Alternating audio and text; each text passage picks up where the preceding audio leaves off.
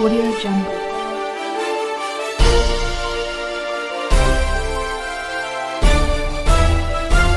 Audio Jungle. बिस्मिल्लाहिर्रहमानिर्रहीम। अस्सलाम वालेकुम। एक्सप्लोर न्यूज़ के साथ मैं हूं आपका मेज़बान राना सैफुल्लाह सैफी।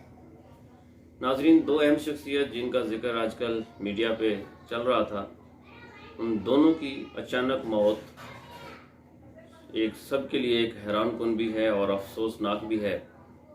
उसमें एक शख्सियत है डॉक्टर आमिर लियाकत और दूसरा मकसूद चपड़ासी। डॉक्टर आमिर लियाकत ने बहुत कम अरसे के अंदर शोहरत की बुलंदियों को छुआ। शुरू में वो जियो न्यूज़ के साथ काफ़ी अरसा तक जो है ना मुंसलिक रहे और फिर बाकी मीडिया चैनल्स पे भी उन्होंने बहुत काम किया। उनका मशहूर ज़माना प्रोग्राम, जिसको मैं पर्सनली लाइक करता था, ऑल इन वन लाइन से उन्होंने शोहरत हासिल की। फिर मुख्तलिफ गेम शोज़ के प्रोग्राम्स किए और ज़बरदस्त रहे। उन्होंने एक ट्रेंड सेट किया और नाम कमाया, और फिर उसके बाद इसी शोहरत की वजह से वो सियासत में आ गए और MKM से उन्होंने सियासत का आगाज़ किया और फिर 2018 में पाकिस्तान तहरीक इंसाफ के टिकट पर वो MNA और मुंतखब हुए और मेंबर पार्लियामेंट बने। उनकी शादी, उनके बच्चे थे, और फिर मीडिया के अंदर इंसान हो और पैसा हो और शोहरत हो, तो फिर उन्होंने दूसरी शादी की। और दूसरी शादी करने के बाद उनको जो धचका लगा वो ये था कि पहली बीवी जो थी उन्होंने उनसे खुला ले लिया और बच्चों को भी उनसे दूर कर दिया। लेकिन दूसरी शादी के बाद जब उन्होंने तीसरी शादी की तो दूसरी बीवी ने भी उनसे खुला ले लिया, और तीसरी शादी करते ही जो मेरी असेसमेंट है उसके मुताबिक उनका डाउनफॉल स्टार्ट हो गया। वो इस तरह से कि हमारे इस्लामी और मुआशरती अक़दार जो हैं वो इस चीज़ की इजाज़त नहीं देते कि कोई भी शख्स अपने पार्टनर या अपने बेडरूम या अपनी पर्सनल लाइफ के हवाले से कोई भी वीडियोस या तस्वीरें इस तरह से सोशल मीडिया पे वायरल करे। उनकी वीडियोस जो हैं, जब से तीसरी शादी हुई थी तब से गाहे बगाहे वीडियोस जो है ना वो वायरल होती रहती थी, जो कि एक नामुनासिब अमल था जिसको बहुत सारे लोगों ने इसको क्रिटिसाइज़ किया।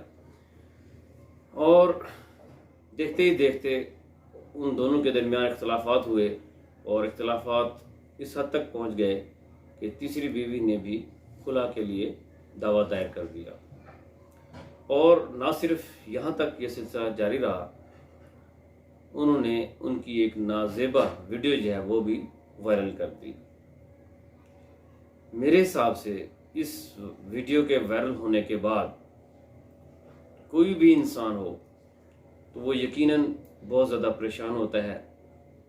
ना वो इस काबिल रहता है कि अपने घर वालों का सामना कर सके, अपने रिश्तेदारों का सामना कर सके, अपने दोस्तों का सामना कर सके।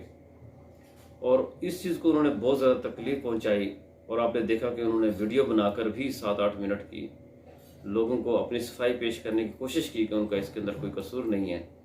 और बहुत सारे दोस्त जो हैं वो इस चीज़ की उनकी गवाही देंगे, और वो रोए, गिड़गिड़ाए और लोगों को बताया सारी सूरत हाल को। उससे उनकी परेशानी जो है ना वो ज़ाहिर हो रही थी कि वो काफ़ी स्ट्रेस्ड हैं। और फिर मरना सब ने ही है, अल्लाह ताला उनको जवार रहमत में जगह दे। अचानक मौत का यकीनन अफसोस हुआ, और ये तिब्बी मौत है या गैर तिब्बी है इसका भी जो है वो पता चल जाना चाहिए। और पोस्टमार्टम की रिपोर्ट, अगर पोस्टमार्टम कराया जाना चाहिए मेरे हिसाब से, और उसकी रिपोर्ट के मुताबिक पता चलेगा कि वो तिब्बी मौत है या गैर तिब्बी मौत है। और यहाँ पे हम सब के लिए एक मैसेज है कि हम बैसियत मुआशरा जो है, हमारे अंदर जो है वो बर्दाश्त बहुत कम हो गई है। जब भी हम किसी को देखते हैं कि इससे किसी से बुरा अमल हुआ है तो हम जो है वो उस पर इतना तनकीद करते हैं, इतना ज़्यादा तनकीद करते हैं कि अगर वो माफ़ी भी मांगे तब भी हम उसको माफ़ करने के लिए तैयार नहीं होते हैं। बहुत सारे वाक़यात हम देख रहे हैं, हमने पहले ही बहुत सारे लोगों की वीडियोस देखी हैं। किसी ने तो माफ़ी मांगी लोगों से और अल्लाह को کہ ہاں اللہ کے گھر گئیں اور وہاں سے جو ہے انہوں نے اپنے آپ کی زندگی کو بدلا، اور کچھ لوگ ایسے بھی تھے جو ڈھیٹ بن کے لوگوں کے سامنے آ گئے، لوگوں کو فیس کیا، گھر والوں کو بھی یقیناً فیس کیا، دوست احباب کو فیس کیا، اور میڈیا پہ آ کر جو ہے ٹاک شوز میں انہوں نے پارٹیسپیٹ کیا۔ ایک تو یہ طریقہ تھا، یا یہ طریقہ تھا کہ انسان جو ہے اتنے بڑے عمل کے بعد انسان جو ہے وہ اندر ہی اندر کڑتا رہتا ہے اور اپنے آپ کو ختم کر لیتا ہے۔ تو بحیثیت قوم ہمیں ایسے لوگوں کو جن سے کوئی بھی غلطی ہو جائے ان کو معاف کر دینا چاہیے، کیونکہ اللہ تعالیٰ نے ہم سب کا پردہ رکھا ہوا ہے۔ اللہ نہ کرے یہ پردہ جو ہے نا وہ چاک ہو تو سب لوگ جو ہیں وہ ایک دوسرے کو منہ دکھانے کے قابل نہیں رہیں گے۔ تو جب اللہ نے ہم سب کا پردہ رکھا ہوا ہے تو ہمیں بھی حکم دیا ہے کہ ہم دوسروں کا پردہ رکھیں۔ تو لہٰذا امید ہے کہ ان کی پوسٹ مارٹم ہوگا اور اس کی رپورٹ آئے گی تو پتہ چل جائے گا کہ یہ طبی موت تھی یا غیر طبی تھی، کیونکہ کچھ لوگوں کو اس پہ خدشات ضرور ہیں۔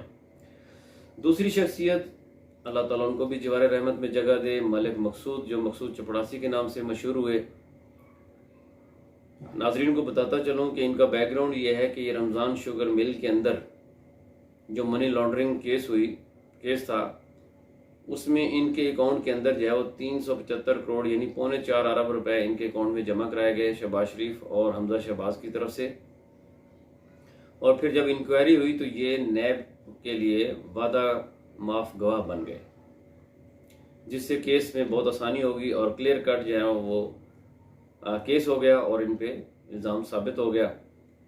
لیکن جب ان کی حکومت آئی، کیونکہ جب ہمیں پتہ تھا کہ جب انہوں نے حکومت حاصل کی ہے، جس طریقے سے انہوں نے ٹیک اوور کی ہے، اس میں یہ عوام کو ریلیف دینے کی بجائے عوام کو مہنگائی میں کمی تو نہیں ہو سکی ورنہ عوام ریلیف محسوس کرتی، تو انہوں نے اپنے آپ کو ریلیف بیسیکلی دینا تھا۔ یہ اسی سلسلے کی ایک کڑی ہے کہ جیسے ہی یہ حکومت میں آئے تو انہوں نے ECL سے نام نکالا ان کا اور ان کو دبئی بھجوا دیا۔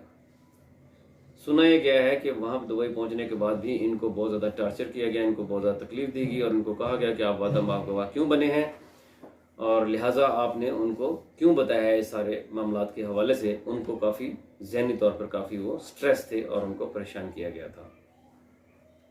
اس حوالے سے آج جو ہے وہ ملیحہ ہاشمی کی 2 ٹویٹس ہیں جو میں آپ کے سامنے ورڈ ٹو ورڈ پڑھتا ہوں۔ اس میں وہ پہلے ٹویٹ میں کہتی ہیں کہ شہباز شریف کے مقصود چپڑاسی بھی اچانک دل کا دورہ پڑنے سے وفات پا گئے۔